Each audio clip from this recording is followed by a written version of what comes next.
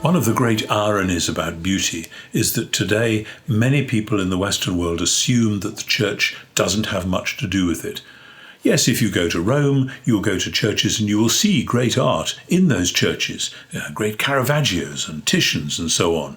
But many people from the Western world think that's a bit odd. Shouldn't these paintings be in a proper art gallery or in a museum? The answer was no. Actually, they were made to go into a church, and there hopefully they will stay. But that seems to us odd, because we have tried, as it were, to do beauty without God. Indeed, the word aesthetics, the study of beauty, only comes up as a word in the late 18th century and thereafter, when the idea of beauty is floating free from the larger culture in which it was once sustained. This is something we really need to work at as a community, and it's something where the church could and should be taking a lead.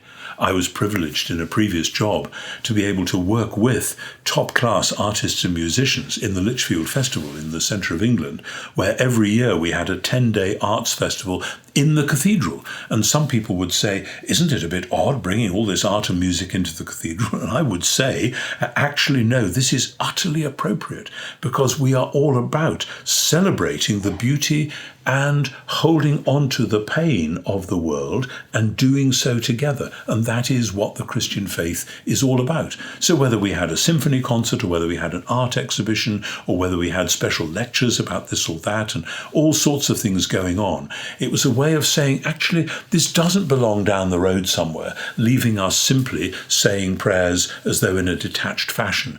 It's what we are all about, and it's actually what great liturgy and worship at its best is all about. It should be beautiful. It should be a thank offering to God, the very best that we could make it. Of course, because we are all fallible, frail human beings, doing that with liturgy, making it beautiful, can easily become an end in itself, can easily become an idol in itself. And then there are some traditions which say we've just got to scrap the whole thing and start again from scratch. Just as in the ancient church, there were some who said we need icons, that is, pictures through which we will glimpse the glory of God, and others who said, no, that's idolatrous. We must get rid of those and have a purer worship of God. And that debate kept going for hundreds of years and in a sense still rumbles on in Western culture to this day.